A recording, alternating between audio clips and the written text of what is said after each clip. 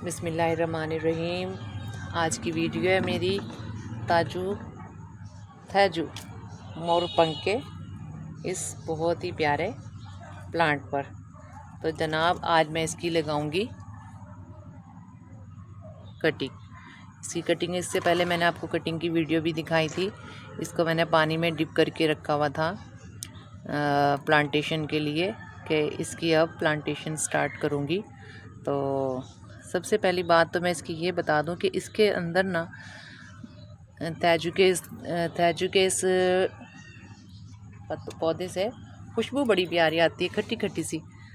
तो कटिंग के लिए सबसे पहले मैं ये करूँगी कि इसकी जो टिप्स है ना वो मैं काट दूँगी, ताकि जो ये मेरा पौधा है वो अपनी खुराक को सरवाइव कर सके। तो लगाने के लिए मैंने एक पाउच ही इसके लिए सिलेक्ट किया है। इसके एक पाउच में ही मैं इसकी कटिंग जो है वो लगाऊंगी। और जैसे नॉर्मल रूटीन के मुताबिक वेल ड्रेन इसकी मिट्टी इसके अंदर मैंने सुराख किया हुआ है पाउच में। और जैसे हम बचपन में काटते थे कल में, अगर आप लोगों को याद हो, इसी तरीके से मैं इसकी तिरछी करके कलम काट दूंगी। बाकी रही बात नोट्स की, जैसे मैं बताती हूँ नोट्स इसमें बहुत ज़्यादा होती है, कोई इतना इशू नहीं होता नोट्स का ना। तो ये नोट्स इसके अंदर हैं, बस इसको मैं थोड़ा तिरछा करके काट दूंगी।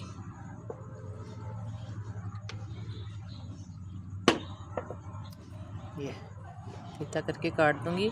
और मैंने इसकी टिप्स भी काट दी हैं, ऊपर से इसकी टिप्स काट दूंगी। तो वेल ड्रेन मेरी मिट्टी है, बस इसको सिंपल अच्छा सा गहरा करके लगा दूंगी।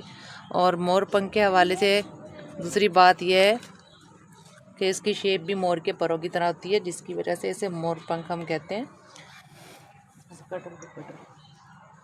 तो इसके अंदर जो ज़्यादातर कीड़ा शीड़ा नहीं लगता इसके पौधे में, लेकिन ज़्यादातर जो इस पर मसला बनता है वो इसका ये होता है कि इसकी जो रूट्स है ना वो उस वक़्त गलती हैं जब इसकी कोई भी पत्ती फंगस के अटैक से गलना सड़ना शुरू कर दे। तो उसका बेहतरीन हल ये होता है कि हम जो भी इसकी पत्ती जो है वह जली मतलब खुशक हो रही हो, उसको हम ये देखें, ये इतनी हेल्दी नहीं है मेरी, लेकिन फिर भी अगर ये बहुत कड़क से एकदम टूट जाती तो वो हमारी जो है ब्रांच वो अनहेल्दी होती, लेकिन ये कड़क से नहीं टूटी। अच्छा, मैं इसका बता रही थी कि अगर ये ज़मीन में लगा हुआ हो तो फिर तो ये बहुत अच्छे तरीके से मतलब एक दफ़ा अपनी जड़ पकड़ ले तो हमेशा के लिए चल जाए। लेकिन जब हम इसको नर्सरी से ला के गमलों में लगाते हैं तो इसको अपनी जगह बनाने में, अपनी रूटिंग में थोड़ा टाइम लगता है। और अगर कुछ इसकी ब्रांच अगर एक साइड से खुश्क हो रही हो तो बेहतर यह है उस ब्रांच को फ़ौरन हम खुश्क वाली ब्रांच को मुकम्मल तौर पे काट दें। इतना ना हो कि जितना हिस्सा खुश्क है उतना काटें, यानी कि थोड़ा गहरा करके काटें कि अगर हमने थोड़ा सा भी हिस्सा उसका खुश्क वाला हिस्सा छोड़ दिया ना तो वो जो उसकी फंगस वाला अटैक है उसके खुश्क होने का या उसके गलने सड़ने का वो उसकी रूट तक जाएगा। ये हमेशा ख्याल रखें, क्योंकि जब भी हम नर्सरी से भी ये लेकर आते हैं तो बड़ा हंसता मुस्कुराता सा पौधा आता है। तो घर में आके जब हम इसको गमले में शिफ्ट करते हैं या वहीं से शिफ्ट करवा के लाएं नर्सरी से, वो ज़मीन से निकला हुआ होता है ताज़ा ताज़ा। अक्सर आप देखेंगे कि जब भी आप इसका नर्सरी से मोरपंख का पौधा लेने जाएंगे ना, आपको गमले में बहुत कम मिलेगा, या तो ज़मीन में मिलेगा या फिर उन्होंने एक अलग से पैकिंग की हुई होती है, तो वो ज़मीन से निकला हुआ होता है। उस पैकिंग में ना ये बहुत ज़्यादा रूट्स जो है ना नर्सरी वाले वो काट के फिर देते हैं। रूट्स जो है, रूट्स की प्रोनिंग करके अच्छी खासी गहरी गहरी तब देते हैं, जिसकी वजह से हमारा जो मोरपंख का थैजू का जो हमारा पौधा होता है वह घर आकर बहुत ज़्यादा खूबसूरती तो देता है, लेकिन चंद ही दिनों में वो हम उसको संभाल नहीं पाते और ये पौधा जो है हमारा मुकम्मल तौर पे पहले खुशक और फिर आहिस्ता आहिस्ता बिल्कुल ही जलना शुरू कर देता है। बस आपने ये बात याद रखनी है, जब भी आप इसको नर्सरी से लाएं कोशिश करें देख के लें, या तो गमले में लगा हुआ हो, ठीक है, गमले में लगा हुआ वो वाला लें, या फिर इसको घर लाकर उसका ख्याल इस तरीके से रखें जो जो टिप्स और केयर्स मैंने आपकी इसकी बताई हैं कि जो भी हिस्सा फंगस पे अटैक हो रहा है उसको गहरा करके काट दें, कोई भी हिस्सा ना रहे उसका।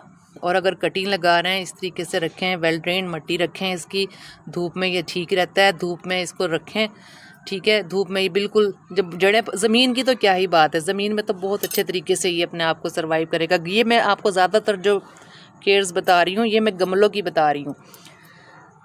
तो और बाकी मैं इसकी खुशबू की बात बता रही थी कि इसके ना एक बीज टाइप होता है, एक बड़ा खूबसूरत सी इसकी एक फ्लावरिंग भी होती है, एक बड़ा खूबसूरत सा एक इसका दाने की तरह का मोटा मोटा सा एक होता है, उसके अंदर से ना एक अच्छी सी स्वीट सी स्मेल आती रहती है। यानी कि आप अगर रूम में भी रखो ना तो उसकी स्मेल जो है वो आती रहेगी। इसको ज़रूरत नहीं है इसकी कटिंग करने की, ये देखें। तो इसको मैं डायरेक्ट भी लगा सकती हूँ, लेकिन फिर भी थोड़ी कलम बनाने की, लेकिन फिर भी थोड़ी शेप अगर मैं चाहूँ तो इसको दे दूँ, ताकि मेरे इस कटिंग को रूटिंग में इजी रहे। थोड़ी सी यहाँ से काटूँगी, अच्छी खासी हार्ड सी जो इसकी है।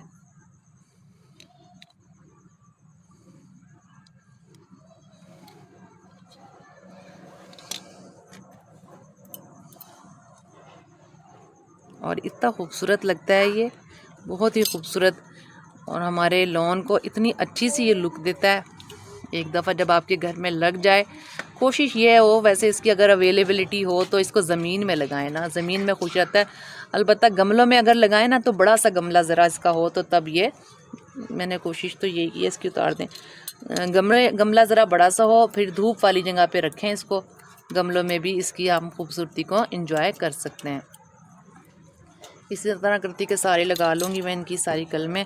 बस इसकी बस अहम मैंने जो केयर है वो बता दी है कि क्या करनी है। वेल ड्रेन मट्टी हो, धूप में रखें, अगर फंगस का अटैक हो तो फ़ौरन फंगस वाला हिस्सा जो है वो काट दें।